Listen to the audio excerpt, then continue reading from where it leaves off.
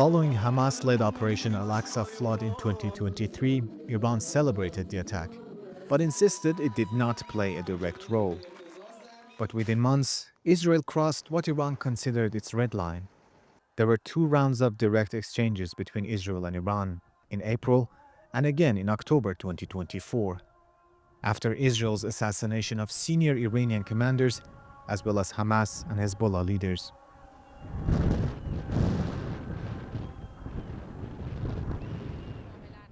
Tehran began nuclear talks with the incoming Trump administration in April, amid threats of a military assault if no deal is reached. 5 rounds of negotiations were held in Oman and Italy, with representatives leaving the table feeling optimistic. Certainly, the armed forces of the Islamic Republic will inflict heavy blows on this wicked enemy. This nation stands with us, stands behind the armed forces and Islamic Republic, and God willing, will overcome the Zionist regime. The dear people should know this. Be assured, be rest easy, that there will be no leniency in this regard. But the promised 6th round of talks never happened.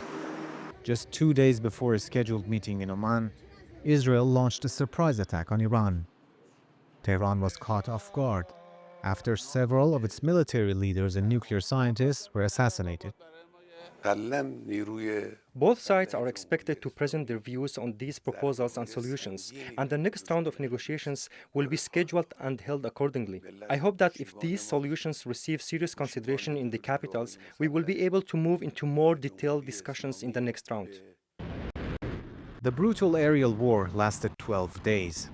Tehran launched missile attacks, while Israel carried out precise strikes on Iranian targets.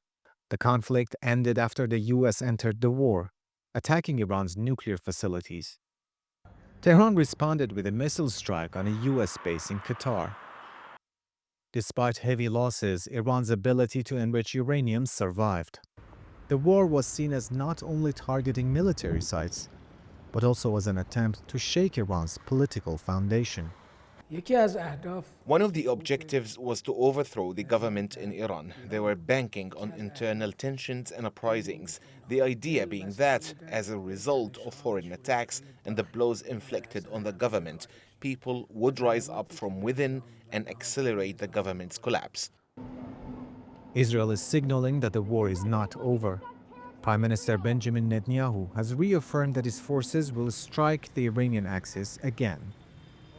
Despite regional and political setbacks, Iran remains defiant, vowing not to surrender, saying it will continue to support anti-Israel forces in the region and press ahead with its nuclear program.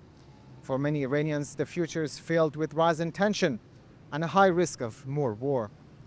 Reza Hatami, TRT World, Tehran.